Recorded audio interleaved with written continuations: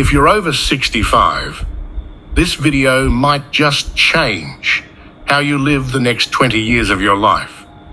You may not realize it, but certain everyday habits could be quietly stealing precious years from you. And today, we're going to reveal exactly what they are and how to stop them.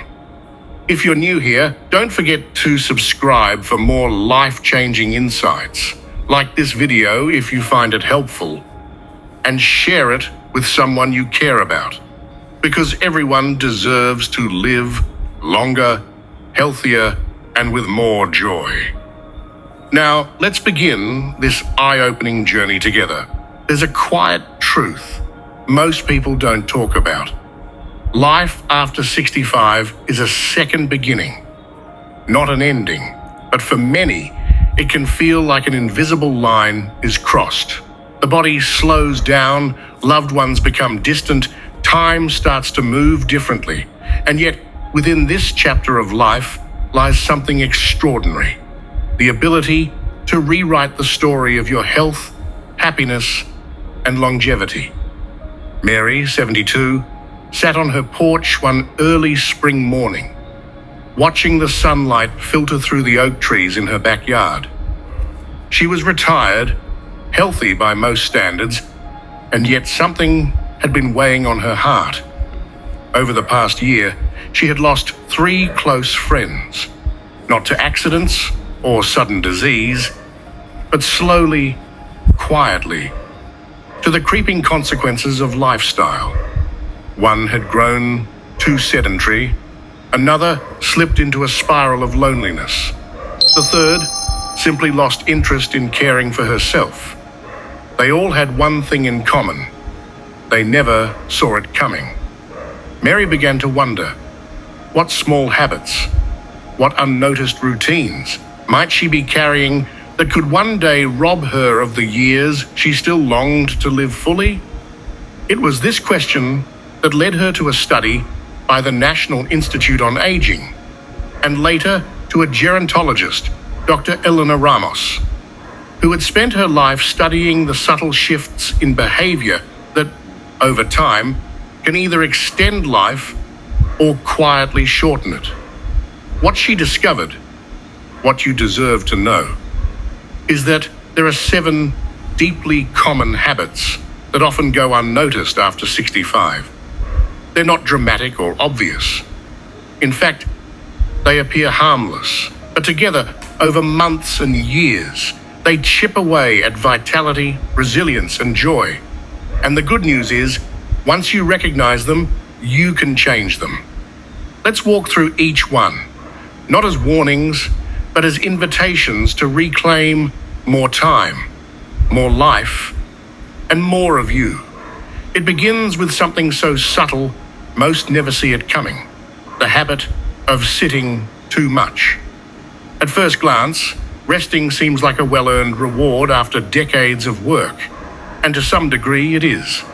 But when sitting becomes your default, when mornings drift into afternoons without movement, when the television or favorite chair becomes a second home, the body begins to slow in ways that can't be seen right away. Muscles weaken, blood flow diminishes, balance falters.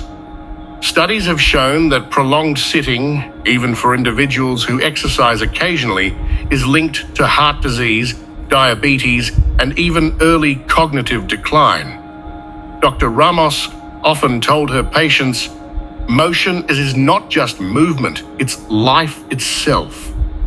For Mary, this meant setting a simple goal: stand up every hour, walk around the garden, stretch while waiting for the kettle to boil, dance while cleaning. It wasn't about going to the gym, it was about honoring the body's natural rhythm of motion. The second habit Mary uncovered was one even more quiet, yet equally dangerous: neglecting hydration. As we age, the body's sense of thirst diminishes. Many seniors don't feel thirsty until they're already dehydrated. The effects: fatigue, confusion, dizziness, even increased risk of falls. Worse, dehydration stresses the kidneys and weakens the heart. Mary started keeping a jug of water nearby, not out of obligation, but as a ritual of care.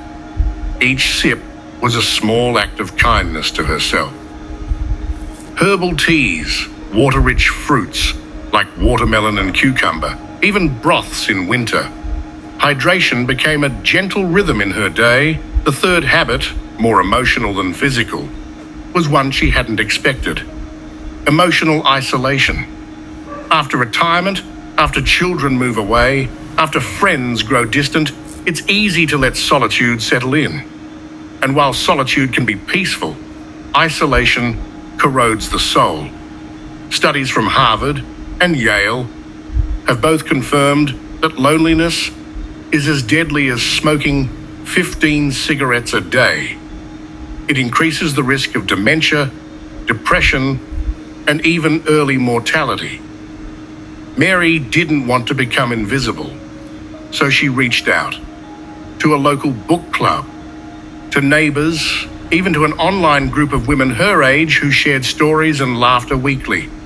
Human connection became her medicine. Her laughter returned. Her sense of belonging deepened. The fourth habit was deceptively innocent, eating without thought. As metabolism changes with age, the body processes food differently. That means processed snacks, sugary treats, and high-sodium meals can do more harm than before. The inflammation they create affects not just the heart, but also the brain and joints. Mary didn't go on a diet. She simply became more present with her meals. She chose whole foods when possible, cooked more often, and found joy in nourishing herself. She learned that food could be both healing and delicious, a quiet act of longevity with every plate. The fifth habit was one no one had ever warned her about: neglecting sleep routines. Sleep in older age can become fragmented, with light sleeping and early waking. But what most people don't realize is that poor sleep increases risk of Alzheimer's, weakens the immune system, and accelerates aging. Dr. Ramos explained to her that sleep hygiene matters more after 65 than ever before. Mary made small changes: no screens before bed, keeping the room cool and dark, and creating a wind-down routine that included reading and soft music. Slowly, her sleep improved, and so did her mood, memory, and energy. The sixth habit was more cultural than personal: believing that purpose ends with retirement.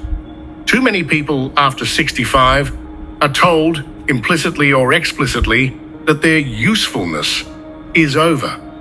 But purpose isn't tied to a paycheck, it's tied to meaning. It's the thread that connects the heart to the world. Mary began mentoring younger women in her neighborhood. She painted. She even volunteered once a week at a community garden.